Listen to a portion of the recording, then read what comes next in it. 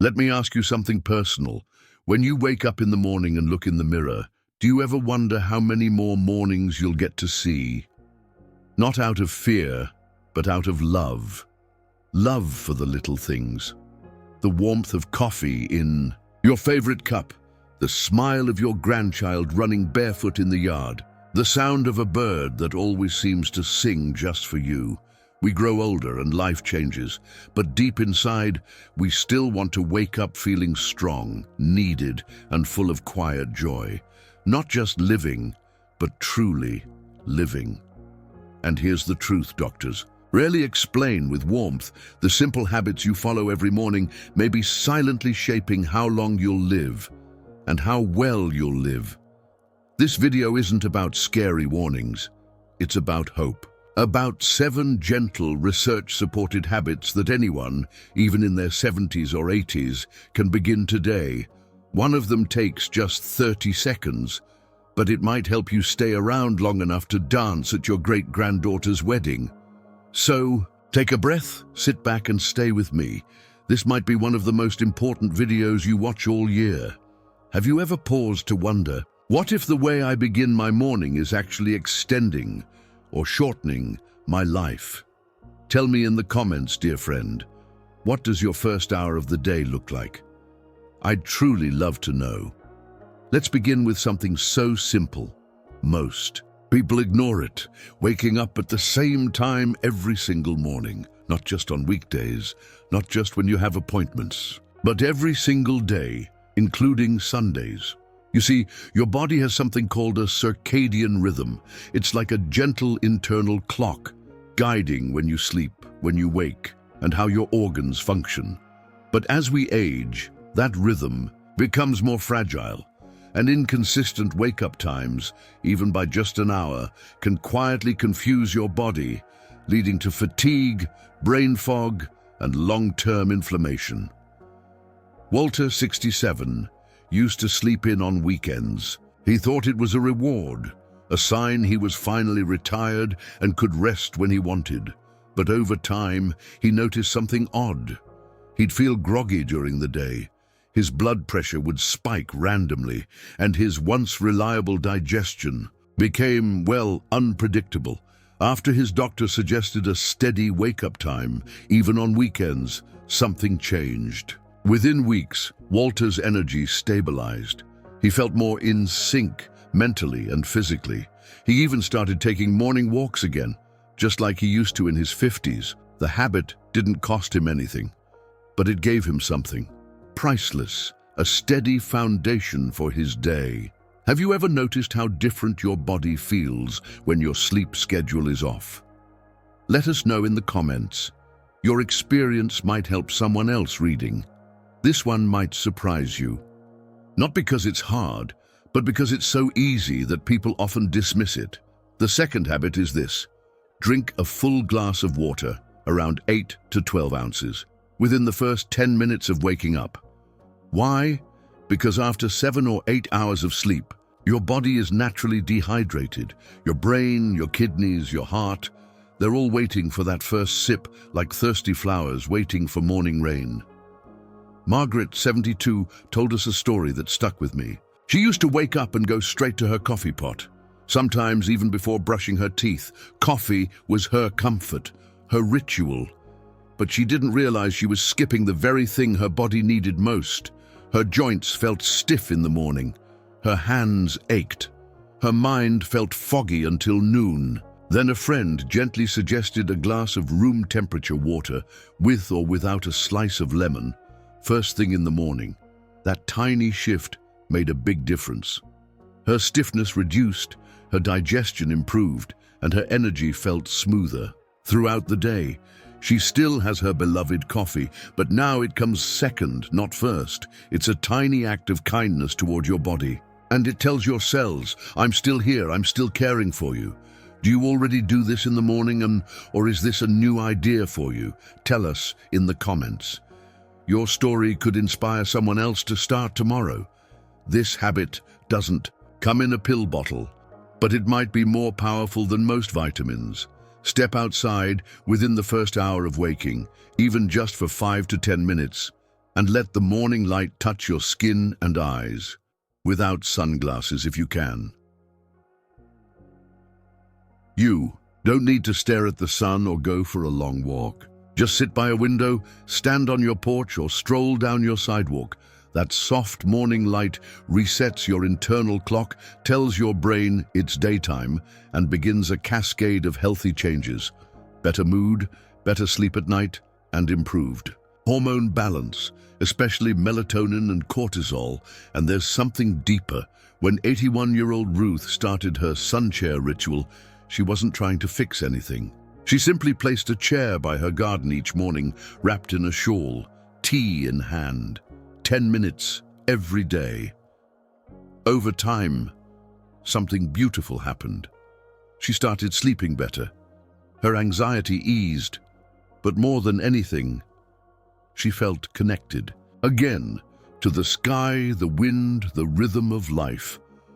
Morning light isn't just about science. It's about spirit. Have you ever tried this, even on chilly mornings? How did it make you feel?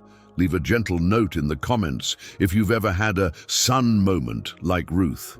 This might be the smallest habit, but it can unlock years of strength, balance, and mobility. Before you even get out of bed, while your body is still warm under the covers, do one gentle, full-body stretch. Just lift your arms over your head, point your toes forward, and hold that stretch, while taking 3 deep breaths. That's it. 30 seconds. No equipment, no effort, just you greeting your body with kindness. Why does this matter? Because after 7 to 9 hours of stillness, your muscles are tight, your joints are stiff. If you jump straight into the day, even just walking to the bathroom, you increase your risk of imbalance or injury, especially as you age. Eugene, 76, used to say his body felt like a rusty gate in the morning. Creaky, cranky, and complaining, he'd joke. But ever since he started his simple bed stretch, arms up, toes pointed, breaths deep, he noticed fewer aches and a steadier step out of bed. It became a moment of connection, a soft, good morning between his mind and body. And here's something powerful. Stretching first thing sends oxygen to your brain and blood to your muscles. It wakes up your balance system, your spine, even your digestion. Have you ever noticed how a small stretch changes the way you feel? Try this tomorrow. Just 30 seconds.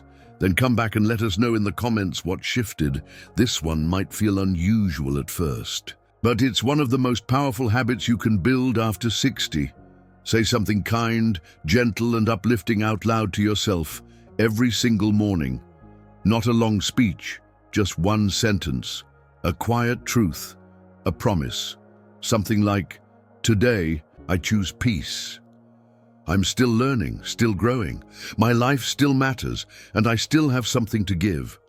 It may sound simple, but spoken words create real emotional shifts, especially when your body hears your own voice, not just your thoughts. After her husband passed, 74-year-old Gloria fell into silent mornings. She'd sit quietly, staring out the window, feeling invisible to the world. But her counselor suggested one spoken sentence each morning, something loving, something she believed or wanted to believe. At first it felt awkward. She whispered it, then said it louder. Over time, her confidence returned. She started walking, again, smiling more, not because the world changed, but because her inner voice softened.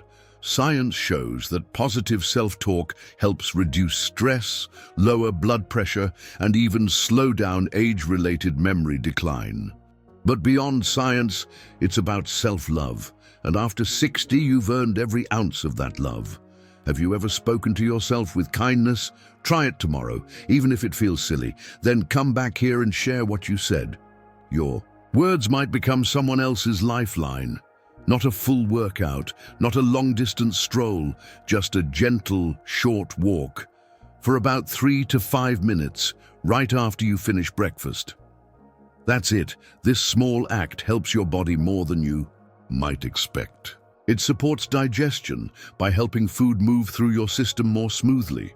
It gently activates circulation, sending oxygen to your brain and limbs.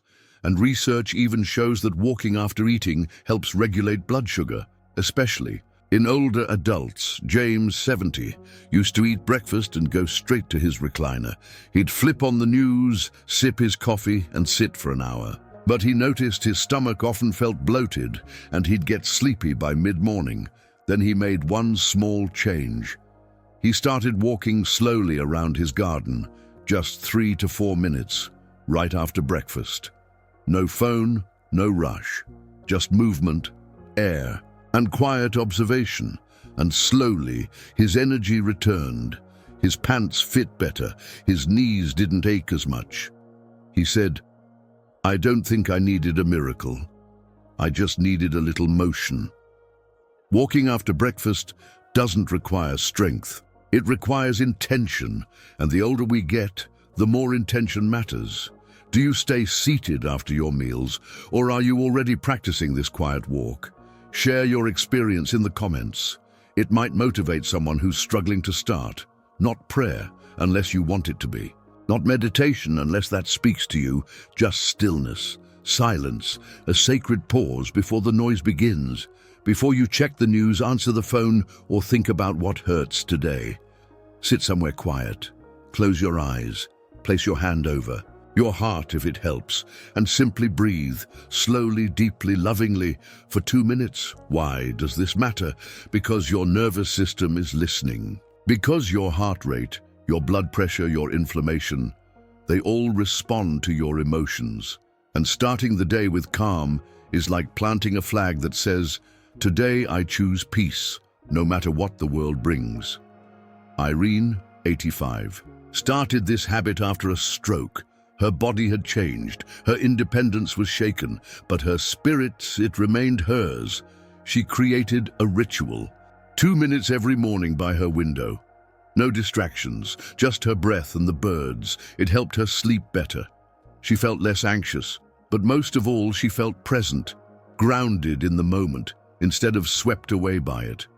Stillness isn't emptiness. It's a quiet kind of power, and your spirit, no matter your age, still deserves peace. Have you ever tried this, even briefly? If so, share your story below. Or if you start tomorrow, let us know what you felt. Your presence could be someone else's turning point. If you've made it this far, I want you to pause, just for a moment, and take a breath with me, in and out. Because you did something important today. You gave yourself the gift of attention, of care, of hope. These 7 habits aren't about adding pressure to your life. They're not about being perfect or proving anything. They're about returning home to your body, your rhythm, your worth. You are not too old. You are not too late. Your mornings still matter because you still matter. And if you're thinking, can I really change now at 68 or 74 or even 91? Let me gently tell you, yes. Yes, you can. Your next decade doesn't have to look like your last. And sometimes it only takes one small change to open the door to many more. So here's my invitation to you. Start with just one habit tomorrow morning. Maybe the water, maybe the stretch, maybe the stillness. Then come back here and tell us in the comments which habit touched your heart the most. What will you try first? Because this space, right here with us, is not just a video. It's a quiet little community, a place for stories, for support, for second chances. If you found peace here today, please give this video a gentle like and share it with someone who might need this comfort too. And if you haven't yet, subscribe to Elder Support. This channel is your space now, a space where you're never forgotten, never invisible, and always valued. Until next time, be gentle with your mornings, and even gentler with your beautiful self.